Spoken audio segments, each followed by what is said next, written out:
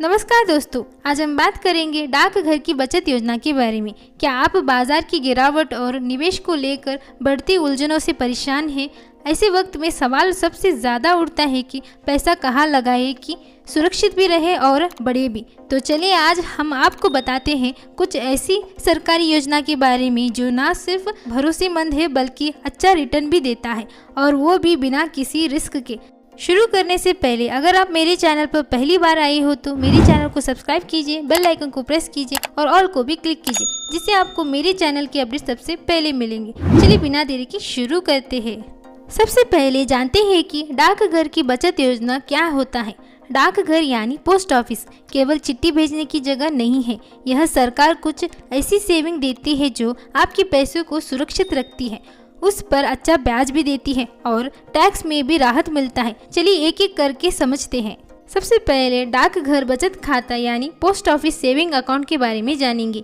ये एकदम bank account की तरह है। आप इसमें कम से कम 500 रुपये जमा करके खाता खोल सकते हैं और इस पर हर साल 4% ब्याज भी मिलता है। खास बात यह है कि इस जमा राशि की कोई सीमा नहीं है, जितना चाहे जमा कर सकते हैं और धारा 80TT के तहत 1000 रुपये तक का ब्याज टैक्स फ्री है। दूसरा, आवर्ती जमा योजना यानी रिकरिंग डिपॉजिट। अगर आप हर महीने थोड़ा थोड़ा बचाकर बड़ी रकम बनाना चाहते हैं तो ये योजना आपके लिए है। सिर्फ 100% रुपये महीने में शुरुआत करके और हर तिमाही पर 6.7% ब्याज पाइए। अगर कभी इंस्टॉलमेंट छूट जाए तो मामूली जुर्माना देना पड़ता है, लेकिन आपका पैसा सुरक्षित रहता है और 1 साल बाद आप उस जमा राशि पर 50% तक का लोन भी ले सकते हैं। तीसरा, सावधि जमा यानी टाइम डिपॉजिट। यह योजना भी बैंक की एफडी जैसी है। आप 1 साल से लेकर 5 साल तक पैसा जमा कर सकते हैं और ब्याज दरें 6.9% से शुरू होकर 7.5% तक जाती है। सबसे ज़्यादा 5 साल की एफडी पर है और साथ ही अगर आप 5 साल से लेकर निवेश करते हैं तो धारा 80C के तहत टैक्स में छूट भी मिलता है। चौथा, मासिक आय योजना यानी मंथली इनकम स्कीम। ये उन लोगों के लिए बढ़िया है जो हर महीने तय इनकम चाहते हैं, जैसे रिटायर लोन, और इसमें 7.4% सालाना ब्याज भी मिलता है जो हर महीने आपके खाते में आ जाता है और आप 5 साल के लिए निवेश कर सकते हैं। सिंगल अकाउंट में 9 लाख रुपए तक और जॉइंट अकाउंट में 15 लाख तक का निवेश किया जा सकता है।